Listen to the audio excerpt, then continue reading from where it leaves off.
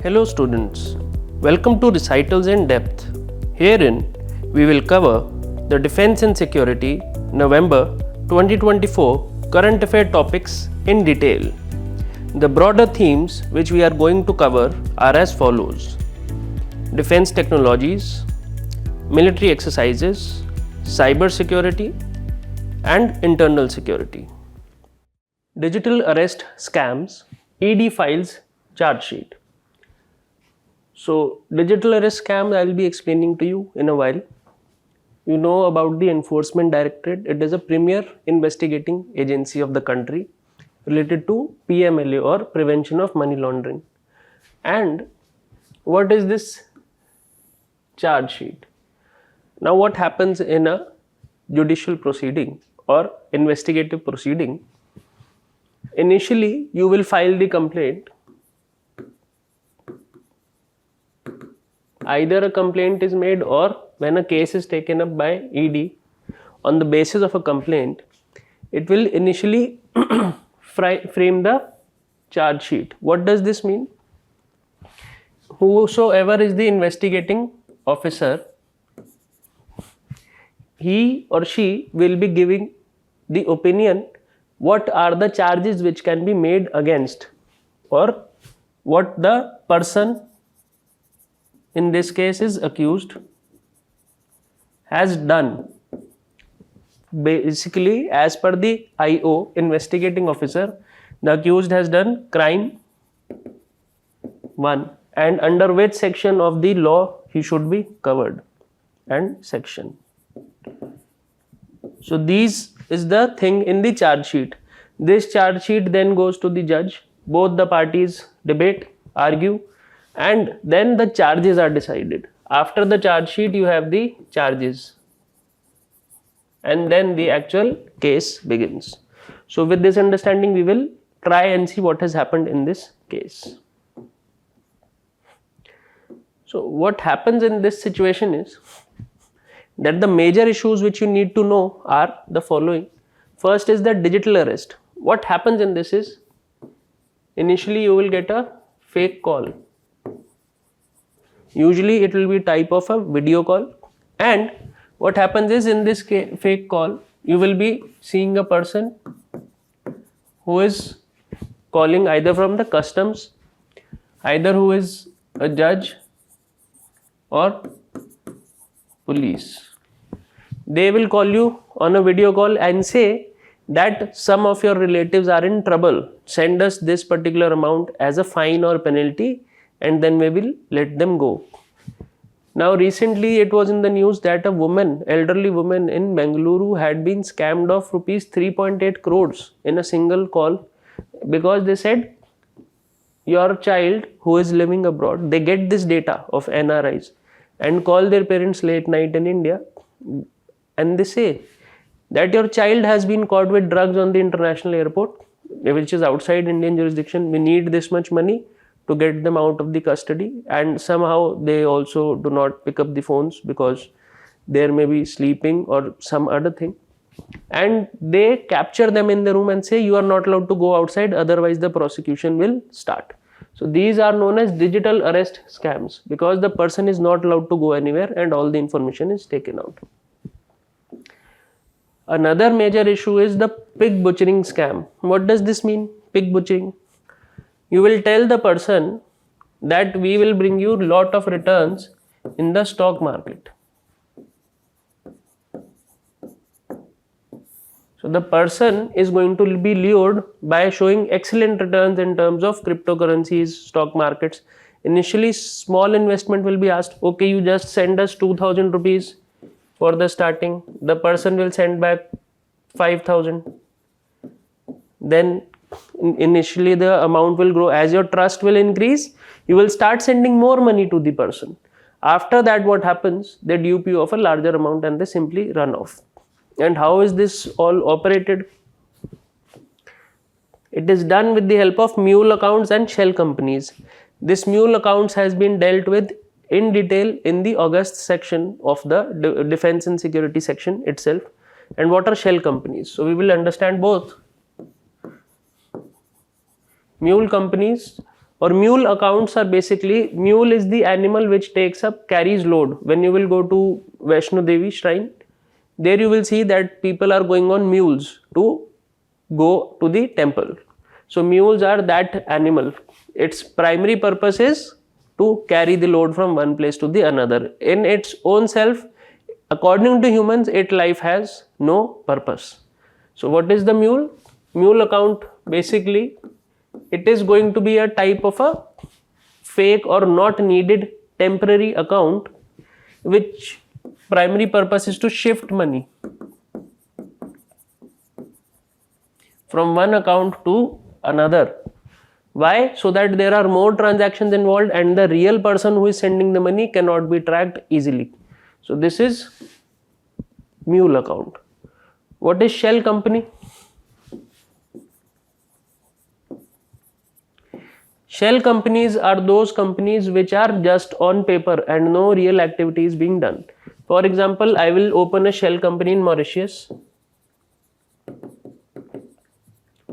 because tax is equal to 0. I don't have to pay any tax there, but all the working will be done actually in India. So my Indian company will send all the money to this shell company and the tax in Mauritius will be 0. Whereas in India I will have to pay up to 33-35% corporate tax. So this is how shell companies are used, so that to avoid all the taxes. So once they take money from the digital arrest scam, once the digital arrest has taken, money is going into this mule account. Stock market scam has been done, money is going into this mule account. These mule accounts are operating under the shell company and they simply transfer the money in terms of cryptocurrency and then run away. So this is your whole scam and its mechanism. Report reveals 2023 ransomware attack on key defense unit. So it is report by Department of Personnel and Training. It is showing that even the defense units are not safe from cyber attacks. So this is our overall information which we gather from the report, but it has not stated which one it was because it is a issue of national security, needs to be secretive. But herein we will need to learn what are the various types and how India is fighting such challenges. Now the types of cyber attacks can be of these types. First is phishing. Phishing is basically when you put in a hook and you wait for the fish to come in. That is what happens in phishing. But this is cyber phishing. This is different. It is PHI. What happens in this is, for example, you are using Facebook. Exactly same web page will appear in front of you and it will ask you login and password. So exactly same. The hackers will be so smart that they will send you a link and a page appears which shows that this is the Facebook page which you want to open. So you will enter your credentials, they will send you a link, very funny video inside, and then you will be pressing this. They will ask you to first enter your password to see the video, but your whole information will go. So they have thrown a hook and now they are waiting for the fish or the normal person whose information they want to take. This is one of the oldest and the easiest types of things which happen. So you also need to check the authenticity of the links where you are working. This is Facebook and a page has been copied. So the information goes to the hacker. Next is ransomware. What it is having two things associated with it, two words, ransom and ware. Software, hardware. So where is that part? What is ransom? See, if you can see this image, this is explaining to you directly what a ransomware is. This is my laptop, I am working on it. I have clicked on a link, and what happens in this situation is that somehow I have come into contact with a virus or some situation which has been created by a hacker. My laptop will lock and it will not be able to work. It will show here that a message will also appear, send money or your website remains or your website will crash forever. So this they will, what happens in a ransom or a kidnapping, they take away your child and ask you for money. If you want the child back, you give us the money. In ransomware, what happens? They will take away your website, deny you the access, then they will ask you the money. This software will ask you to do a payment and then your website will be accessible. So this is what happens in a ransomware. So in phishing, what is happening? Fake pages to access critical info. They will here you will be giving your information under the impression that I am giving it in the correct website. In ransomware, what will happen? Lock website. The hacker will lock your website and demand ransom, or we can simply say they will demand money. Okay. What is a malware? Malware is a simple, for example, you have software, so a mal intentions. Mal means bad. A software with bad intentions, it can be a virus. Once you click it, it will capture all your data, or it can corrupt your system. For example, Israel used Stuxnet on Iran to delay its nuclear program. They hacked the computers there and sent malware Stuxnet, and they crashed their computers in the nuclear facilities. What is DDoS? This is distributed denial of service.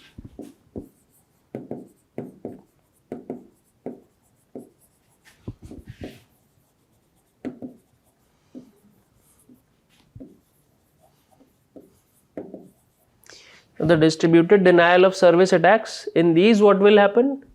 That multiple signals will be sent to the website so that it crashes itself. It will not be able to handle the traffic, and all of this generated traffic is fake. So the actual users cannot take the benefit. Now what has happened in this situation? That the data is also revealing that last year ICMR, or Indian Council of Medical Research, was hacked. What happened in that?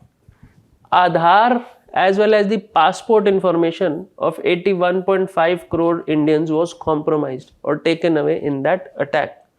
What is the CERT-In? CERT-In is the Computer Emergency Response Team of India. It is suggesting that in 2023 there were roughly 16 lakh cyber attacks, whereas from 2017 there were only 53,000. So this is the increase, this is the amount of increase. And now what has happened? A lot of international collaboration has started in terms of the Indian government. It has collaborated with the Royal Mounted Force of Canada, plus USA and also Australia. These three authorities were informed and coordination happened between them to bust this racket. Because sometimes what happens is that Indians are also involved in cyber crimes. Mostly what happens from India is that people will make up fake call centers and sell cheap loans to these foreigners, especially in Australia, USA and Canada. They might also sell tax saving products, but they will never be delivered. So these types of scams were also operated from India. On the other hand, if you talk internally, RBI is working on its level to reverse the transactions as well. This year around 820 crore transactions were reversed. Secondly, under NSA Ajit Doval, a special panel has been set up to tackle these issues so that the cyber security can be taken up at a larger scale. NSCN-IM demands third-party intervention in Naga conflict. So since 1947, there has been a demand for Greater Nagaland or Nagalim, which the secessionist groups of Nagaland call as Nagalim. They want a separate entity for themselves, because Nagas are not only limited to Nagaland. Some of them are also in Manipur and other states of the northeast areas. They want to take all those parts and create a Nagaland. First of all, that needs to be done. Then they want a separate state also. Sometimes the demand will be of a separate state here means a country. And the second thing is, sometimes they might just want total integration, but that area may be under another state. So this is the whole problem. And this has been going on since 1947. So this image which you can see here with Prime Minister Modi, Defense Minister Rajnath Singh ji and Ajit Doval also there. So all of these were of the historic agreement which was signed in 2015. And at that time the government said that this is a historical Naga peace accord, because since 1947 the Congress government could not solve it, any other government could not solve it, but we have done it. But a catch is that the details were never made public. So this is the overall idea.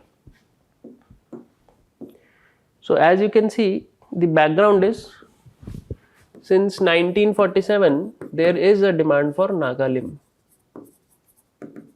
The situation has also been violent at times, and initially there were NSC and K also, Khaplang domination of this time, and IM is Isaac Moa.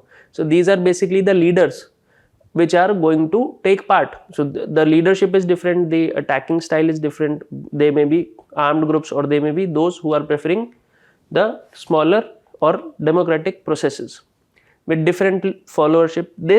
At this time the NSC and IM is one of the biggest groups which is operating.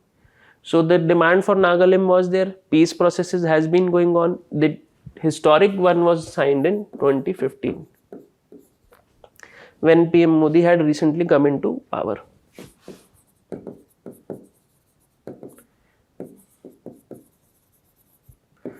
Now what has happened is that there are issues with respect to the interpretation of the treaty. Now first issue is, how do you interpret the term sovereignty? Though this was a secret document which had been signed, the idea was that we will keep on doing the talks, we will not tell it to the public, but on paper it is done, the structure has been made, we will finalize it. So they are saying peaceful existence and sovereignty of the two entities. This basically means that according to the Naga group, it was considered that we will be given a sovereign status, and it was stated that the forces which are working under NSCN, they will be provided under the Home Ministry. They will be absorbed by the Home Ministry under various posts. So sovereignty is the term where they both are colliding. Sovereignty means that India is a sovereign country, so Naga is getting a similar status. But what happened, because of this, they are also saying we want our different flag and constitution. But this is in 2015. At this time there was this model elsewhere also. The places Jammu and Kashmir. Here also separate flag and constitution were there. So all of these things were happening, and it was stated that the peace process will give them sovereignty. It will also give them a separate flag and a constitution. Now what happened after all of this? The Jammu Kashmir, the Article 370 was abrogated, all of those things have happened. So now the sovereignty and flag and constitution are out of question. So they feel that they have been betrayed. This is why the heading was NSCN IM seeks third party intervention. Third party intervention means maybe either some other state or international arbitration, which is actually not possible as per the historical trends which we have seen how India solves the secessionist disputes. Smaller groups like the National Nagaland Party, that is being promoted by the government. This is what the NSC and IM is saying. Now there was a governor in Nagaland, Mr. Ravi. He has, according to the NSC and IM, that he has promoted other groups. For example, NSCN, it is the major party which is there. It is the biggest group. So it feels that we are the sole representatives of the Nagas. But the governor said that you are not the sole representative, and it had started giving more autonomy or more powers or more respect, according to NSC and IM, to the smaller groups. So this has become a turning point or a point of inflection between both the parties, that how can these smaller groups be given more preference than NSC and IM, which is the main signatory to the accord. Now, after all of these issues had taken place, now even the second phase of the issue is also over. This is the first phase, that they are thinking sovereignty, flag and constitution is a major point. The government of India was silent on it. Then when Kashmir, Article 370 is gone, then they thought, okay, so this is not going to happen. Then they were also seeing that smaller groups are being promoted and we are being sidelined. So this made them very angry. In the third phase, what NSC and IM did is that it leaked the accord. As I told you that it was a secret. So this had to be a secret document. They were frustrated by the above activities and they said that this is not good for us. We are not getting the benefit which we were thinking. So they revealed this secret information. They made it public. They gave the letter in the public. So now those wordings are in the public and it is a vaguely worded document as per them also, and it can have double meanings also. So now there is a total environment of trust deficit between the Nagaland governor, the central government and the NSCN, or the, you can say, the separatist groups which are there. Now this trust deficit has led to the removal of the governor there. Now the NSCN IM is saying we need a third party intervention, and the normal procedure where there is the center which will act through its governor with the NSCN. This is not what they are comfortable with. So this is your overall issue which has come to light recently. Based on these situations, they are asking that we need a third party discussion. So here they do not want center and the governor. Here they will say an alternate should be there. Third party, it can be an NGO, international, etc. or anything. They will talk to NSCN. So they are coming in a single status now. So this will change. Earlier what happened? They were talking to the governor through, to the center through the governor. Now they want a different setup altogether. So a question based on this is, the Naga peace process has been critical yet complex aspect related to India's internal security. Discuss its historical background, which we have seen right now, key stakeholders and the challenges in achieving a solution. So this is for something for you to ponder on, and we will move to the next section. India tests its first hypersonic missile. Now hypersonic missile, basically these are missiles which are going above the speed of 5 Mach, 6 Mach. So it should be minimum of 1220 km per hour, and the range is, if this missile, it is going to be 1500 kilometers. It is developed by APJ Abdul Kalam Missile Complex, Hyderabad, and the DRDO.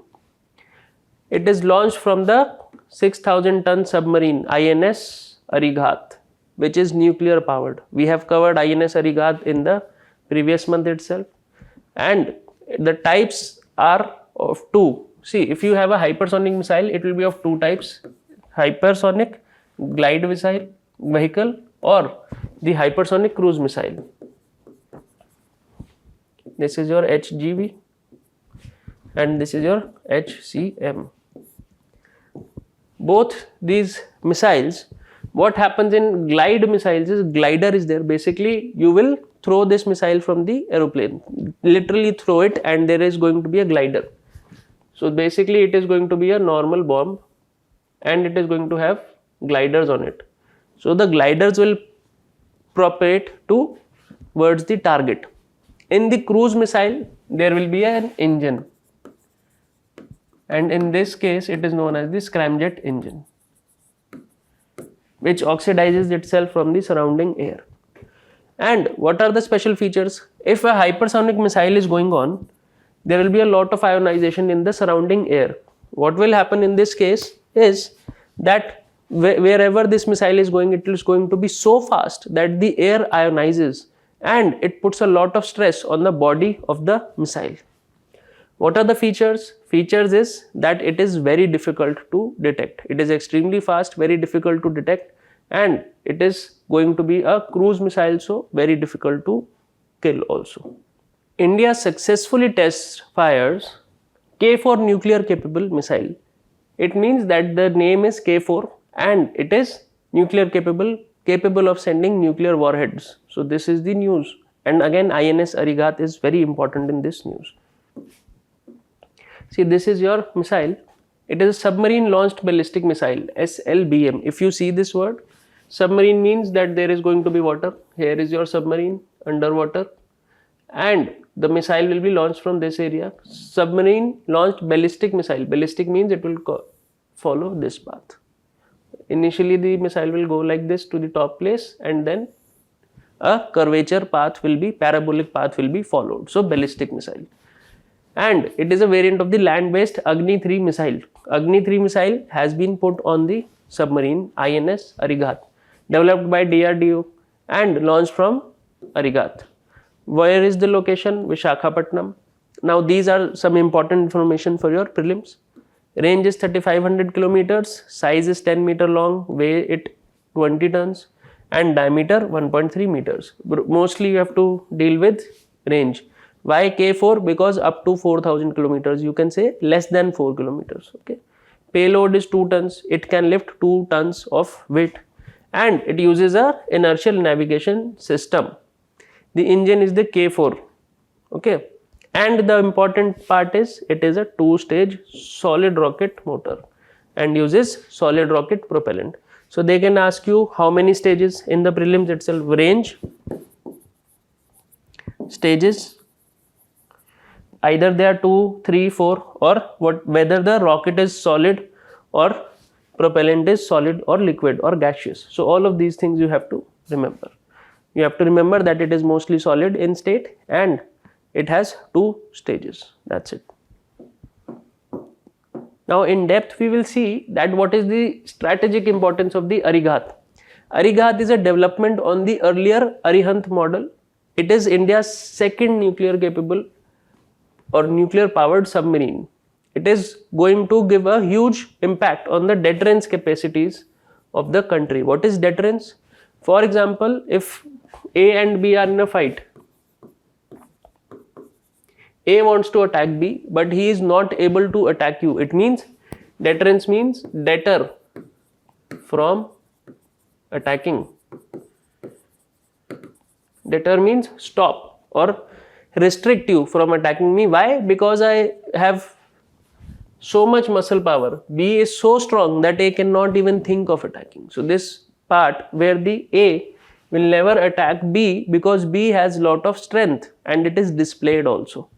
So this is why. For example, you will never want to attack Khali on your own unless you are 8 feet tall or you have so much capability that you will beat him up, because he already has so much power that it is very less possible that someone will attack him. Now, it can carry nuclear tipped ballistic missiles and upgrade over the Arihant, which I had already told you. The INS Arihant has K-15 missiles with 750 kilometer range, and the Arigat is having 3500 kilometers. Okay.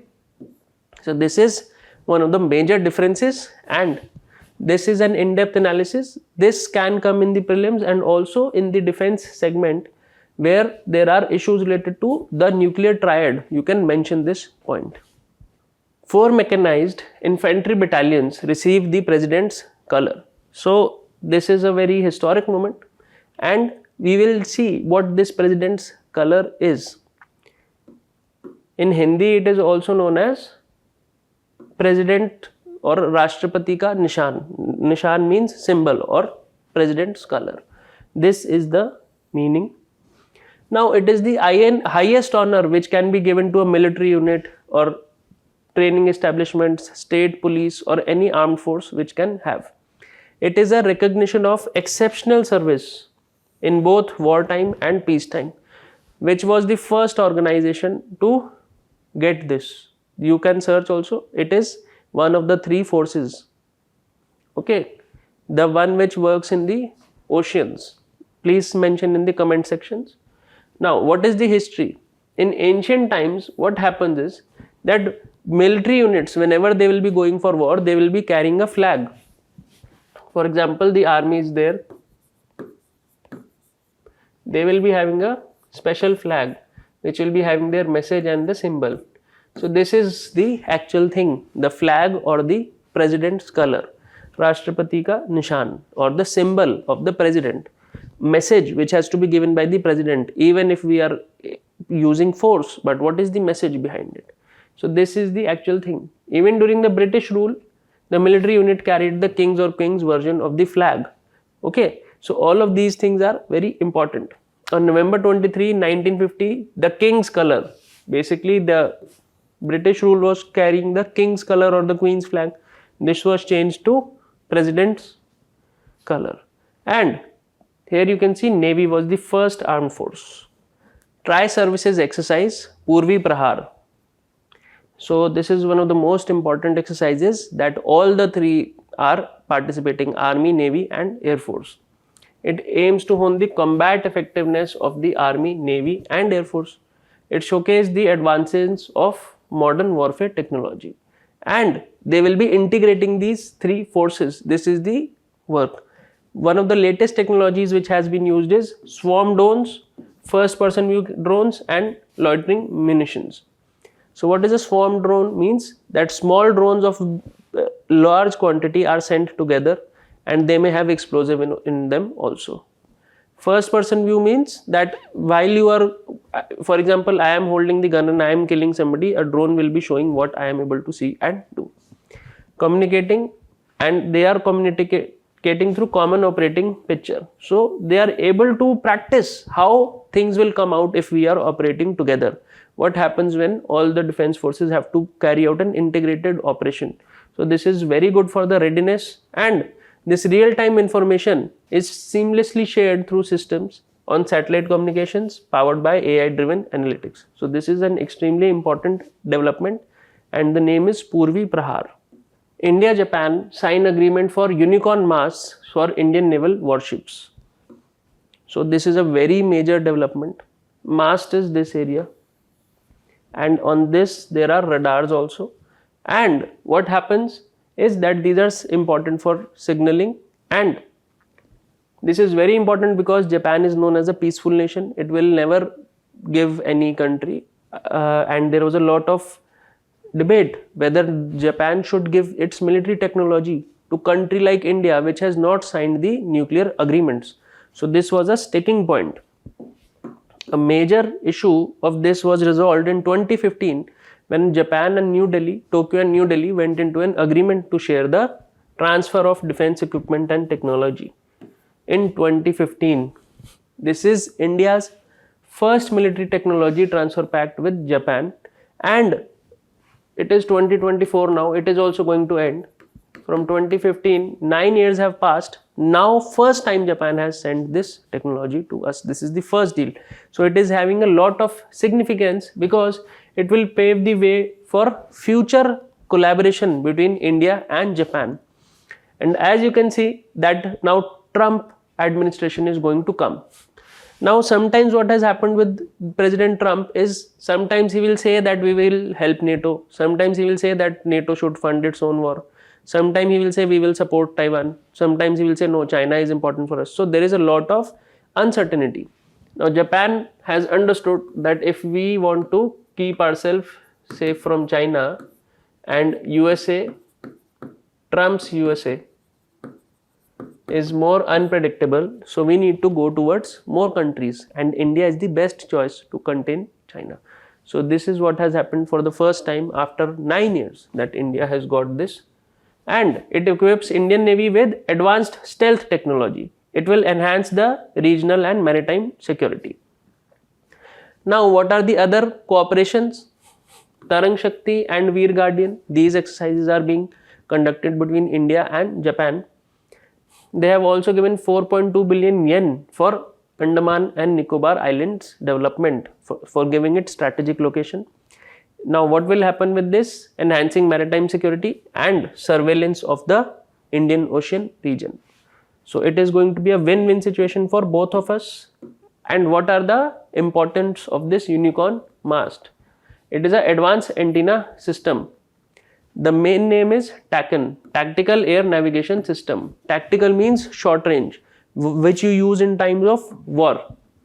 It is developed by BEL, and it will consolidate multiple antennas attached separately to a mast into a single radar dome. So earlier what used to happen, it was a complex system. Now it will integrate all of them into one and give you more stealth capacity, using on Mogami class frigates in Japan Maritime Defense Force. So this is important.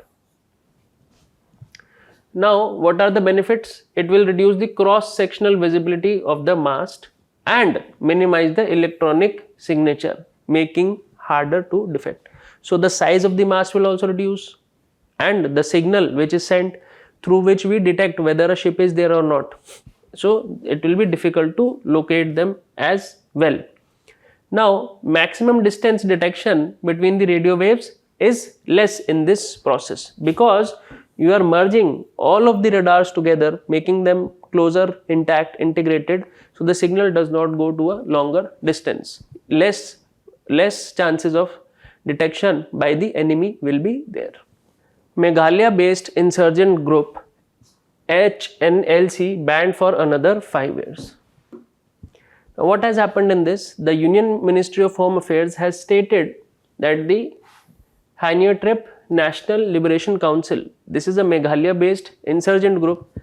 It has been put under the UAPA Act, and it is basically a banned organization.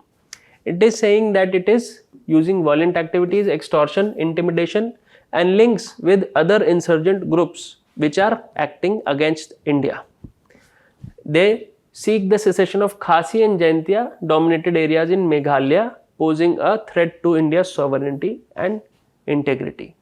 Center reimposes AFSPA in 6 volatile Manipur areas. So last year Manipur was in the news, and not for good reasons, and the area was more or less disturbed, and lot of violence was seen in that region, to the extent that even the dignity of humans, especially women also, was not kept in regard. Now the areas which have been brought under the AFSPA or the Armed Forces Special Protection Act are Kangpokpi, Imphal East, Jiribam, Bishnupur, so this, and Imphal West, East and Imphal, Kangpokoi and Bishnupur. So these are your areas which have come under the AFSPA again. Now the overall issue is that this AFSPA is a British made legislation or law which was mostly there to curb the Quit India movement, which was a major or the last straw in the Indian freedom movement.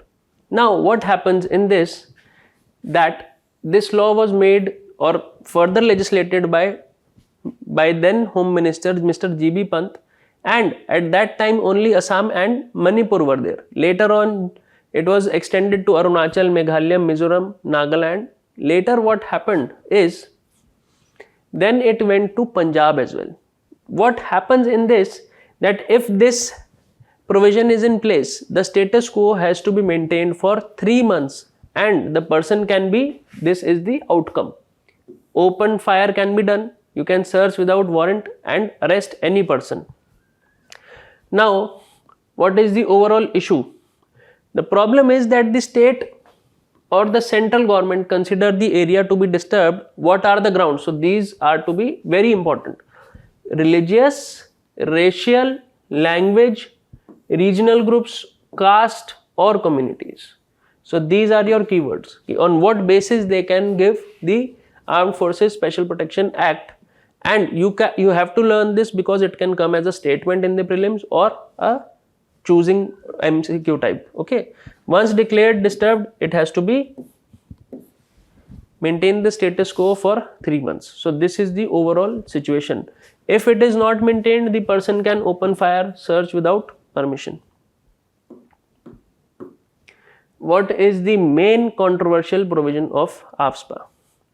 Here, what is happening under section 3, the center can declare,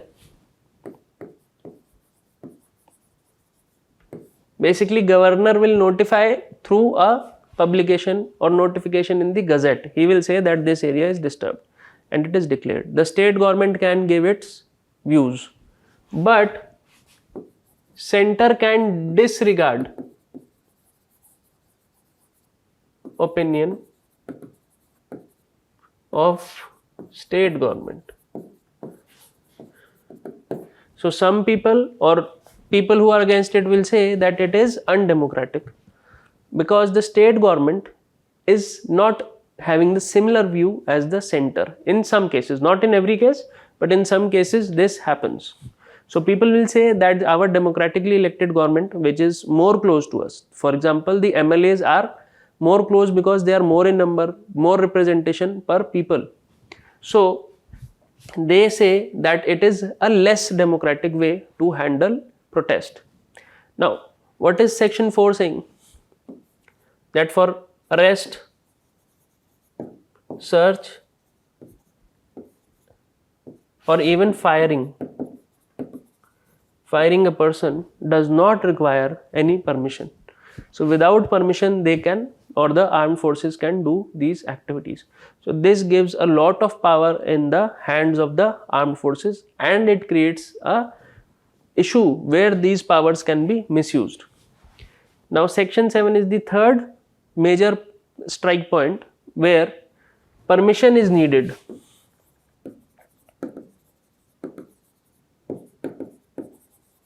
Why this permission is needed? If you want to carry out any action or any proceedings against the officers or the people involved in the violation of this act. So you need permission from the central government. So first thing is that the center can disregard the state. Second is that the armed forces get a lot of powers which are unlimited in nature. Thirdly, if we want to speak against this, no, this has been done in a wrong manner, there is also a protection for those officers. So this is, those who are in favor of this, they will say this is essential for national security. Those who are against it will say that it is giving unlimited power. What do you read in polity? That we need a government of laws and not of men. So this is the situation, that force has overtaken dialogue. So this is the overall analysis and you can choose accordingly which side you want to take. More situations you should be neutral, but it is totally your call. So a question based on this is, the Armed Forces Act has been in contentious issue in India's internal security. Analyze the rationale behind the enactment and the criticisms associated with the implementation. Discuss the measures needed to balance national security and human rights concerns affected by insurgency. Here you need to notice that you need to mention section 3, 4 and 7. Without mentioning them, there is no literally essence in your answer. This is very important for these type of questions. First ever space exercise Antariksh Abhyas 2024. So India has carried out the first space exercise. It will remind you of Star Wars, and this was actually a concept in the Cold War between USA and Russia. But now it has become a reality because a lot of upcoming technologies there, space technologies and artificial intelligence, they have together created a lot of advancement.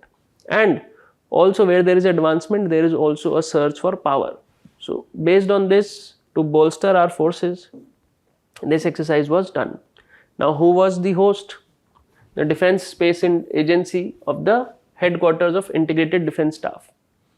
It is a 3-day exercise and they will address threats to and from space-based assets. So basically they will be covering how to protect our satellites, how to protect our space establishments, and how to weaponize them if there is a future war.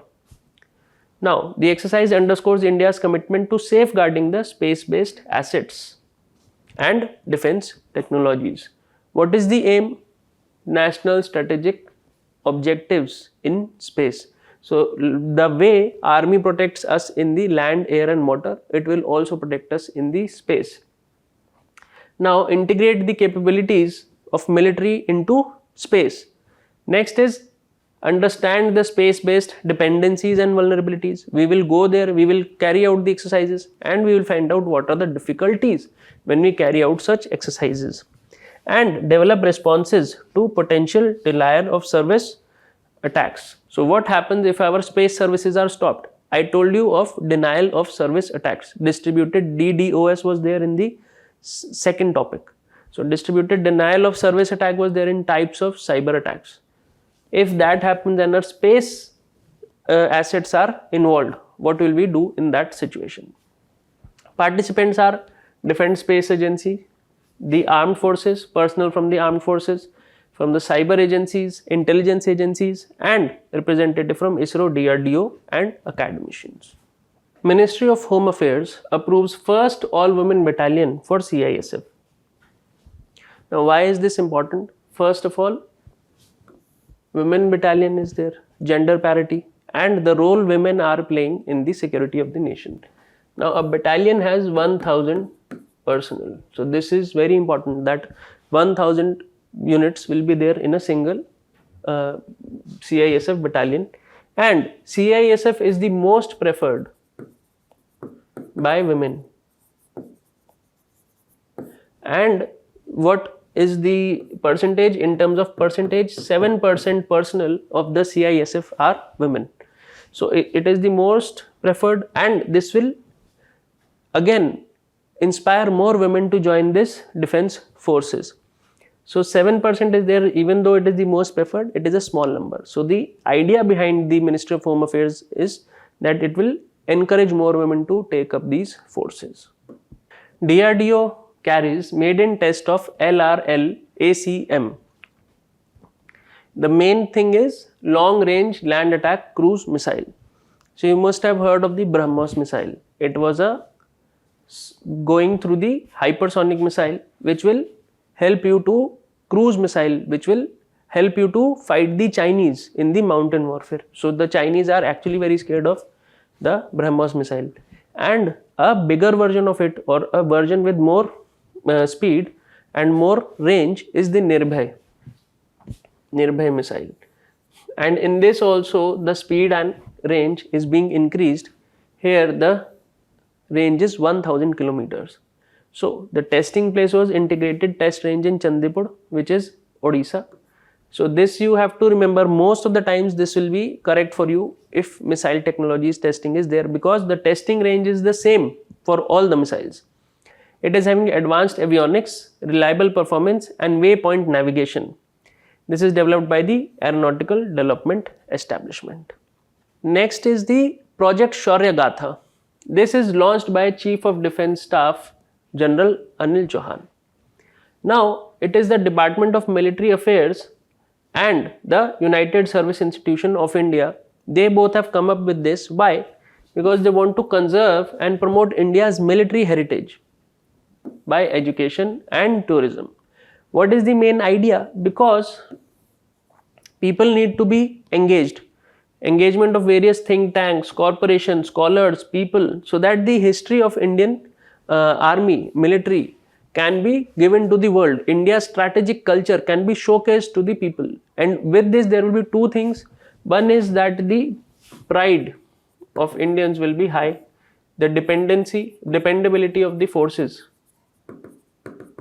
dependability of the defense forces can be shown to the people. And the last thing is that people will also become aware of the security concerns. Security concerns of the nation. They will also be able to understand what are the hardships faced by the country, and they will be able to fulfill their fundamental duties in a better manner. Anti-Terror Conference 2024. Now this is hosted by the NIA, National Investigating Agency. So this is the main body which comes into play when terror is related. Now, what was the main theme or what were the topics under discussion? One is the role of organized crime in terror funding in the Northeast India. So this is very specific, and if you read the UPSC syllabus very carefully, you will find the interlinkages between organized crime and terror as a part of your syllabus. So if this is the main discussion point for the anti-terror conference, and the UPSC syllabus also says it so, and specifically Northeast India is asked, probability is very high that in the mains you can see such a question. This coming mains, this question can come. Ki discuss the role of organized crime and its entanglements with terror in the northeastern states of India particularly. So in that situation you should know the names. For example, the insurgent groups we have already talked about in the previous lectures also, today also. Next is the use of encrypted apps. For example, there will be certain apps now, WhatsApp, you will be finding encryption is there, that one person cannot steal away your data without the permission. Encryption means basically coded, or encryption basically means puzzle, or encryption basically means logged. The data is logged with the help of a code and the other person cannot open it. This is for basically simple terms, though the actual technology is a bit complex. What happens in it is, for example, this is your actual message A, B, C. This is encrypted on the basis of certain logic. It will be appearing as 0, 1, 0, 2, 0 for code, and when you receive it from phone 1 to phone 2, it will come back again as ABC. So if any third party tries to see what is there in the message, it will see the code or the puzzle. It will not be able to see the actual message. This is encryption. Now, this was also discussed, what is the use of encrypted apps in terror or organized crime, connection between organized criminal gangs and terrorism, and regulation of social media in terror cases. Now, the main idea they were also discussing was the vision for model anti-terrorism squad and special task force structures for states and union territories. So this is the overall analysis. Now when such conferences take place, they become critical for the national security aspect. And if something of such nature, which is very particular, has been discussed, this becomes important for your mains. You can simply predict that this can be asked in the mains examination. Now, 10 militants die in attack on Manipur CRPF camp. Now, the main issue here is that the militants attacked on the camp and they were from Hamar tribe, HMAR tribe. They are found in Mizoram, Manipur, Assam and Tripura. Now, because they were there in Manipur, the attack took place, and they are also concentrated in the neighboring states. So they attack when they get information, when the ambush attacks are basically done, that the forces are at their weakest point or unaware, and then they can coordinate the attack and run away to the different states. So this time what happened is that they attacked the camp, but they got killed themselves. So the historical thing about the Hamar tribe is that they were from the Singlan region in China, and the ethnicity is they are known as the Mizo Kuki-Chin ethnic group, which is already there. They are given the status of a scheduled tribe in the constitution. A unique feature about this tribe is ultimogeniture. You must have heard in your history lessons primogeniture in ancient India. In ancient India it was written primogeniture is practiced, means the eldest son will take the kingdom. Ultimogeniture means youngest. The property of the father will go to the youngest child. So this is a very unique feature about the Hamar tribe. And why we are reading this? Because the attack, 10 people were killed, they were from this tribe. So with this we have completed the recitals in depth. Thank you.